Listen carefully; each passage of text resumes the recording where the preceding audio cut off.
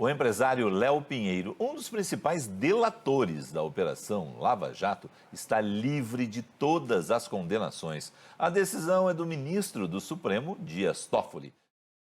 Enquanto o Brasil se envolve cada vez mais nas polêmicas das eleições, Dias Toffoli silenciosamente mexe suas peças na Operação Lava Jato. Recentemente, o ministro anulou todas as condenações contra Léo Pinheiro, ex-presidente da OAS e peça-chave nas investigações que abalavam o país. Em um movimento inesperado, Toffoli coloca em questão o futuro das sentenças da Lava Jato e levanta novos debates sobre o rumo das investigações. Será que essa decisão trará mudanças ainda maiores enquanto a atenção está voltada para as urnas? A decisão do ministro Dias Toffoli de anular as condenações foi proferida em um pedido de extensão feito pela defesa de Léo Pinheiro a partir de outras decisões do ministro que também anularam condenações da Lava Jato. As liminares reconheceram que o ex-juiz Sérgio Moro, então responsável pelas investigações, foi parcial na condução dos processos. Toffoli atendeu a um pedido da defesa que apontou nulidades nos processos com base em mensagens apreendidas na Operação Spoofing entre o juiz e procuradores em Curitiba. De acordo com o ministro, as mensagens mostram que procuradores e o juiz combinaram os passos da investigação, o que não poderia ter ocorrido. Léo Pinheiro foi um dos principais delatores da operação e teve a colaboração premiada homologada pelo Supremo Tribunal Federal em 2019. Depois, o ex-presidente da construtora OAS deixou a prisão e passou a cumprir prisão domiciliar sob a condição de uso de tornozeleira eletrônica. Ao todo, Léo Pinheiro ficou 3 anos e 4 meses preso na carceragem da Polícia Federal em Curitiba. Os depoimentos dele foram usados nos processos que condenaram o então ex-presidente, agora já presidente novamente Lula, no caso do Triplex, no Guarujá, litoral paulista, também esses processos anulados pelo STF sob a alegação de irregularidades e parcialidade nas decisões de Sérgio Moro. Vamos pensar no processo penal e no direito penal como a relação entre um trem e o trilho. O direito penal, os crimes são o trem, e o processo penal, as regras a serem observadas nessa investigação e neste julgamento, são o trilho. Se o trilho não está bem alinhado, se o trilho não está bem postado, aquele trem não sai do lugar. Todo mundo olha e fala, o trem está lá. Mas se esse trilho não está funcionando, o trem que lá está não sairá do lugar. E foi o que aconteceu na Operação Lava Jato.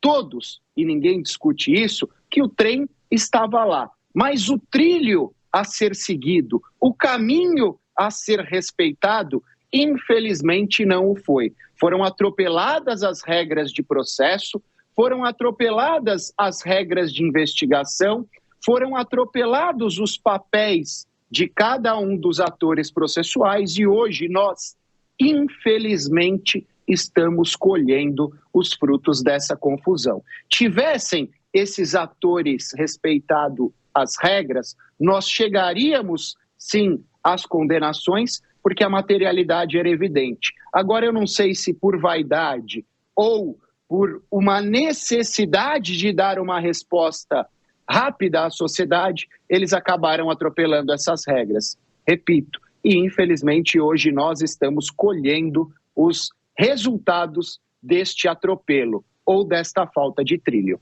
A gente não pode continuar mais tempo ainda se indignando com os mesmos fatos.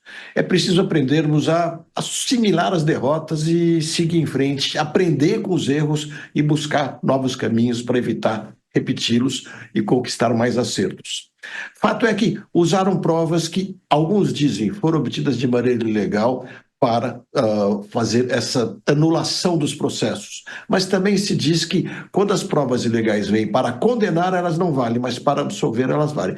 Fato é que todos os casos ligados a essa Operação Lava Jato estão sujeitos a serem desfeitos, porque a origem tinha um vício. É assim que a justiça decidiu, gostemos ou não. Então está na hora de discutirmos se o nosso modelo processual, os nossos processos devem ser conduzidos assim ou de uma maneira diferente, mais simples Isso aí é só com um debate sereno, inteligente, que nós vamos resolver. O que não dá é para a gente ficar olhando para o passado e chorando as lágrimas. Enquanto você está aí distraído, Toffoli está passando a boiada.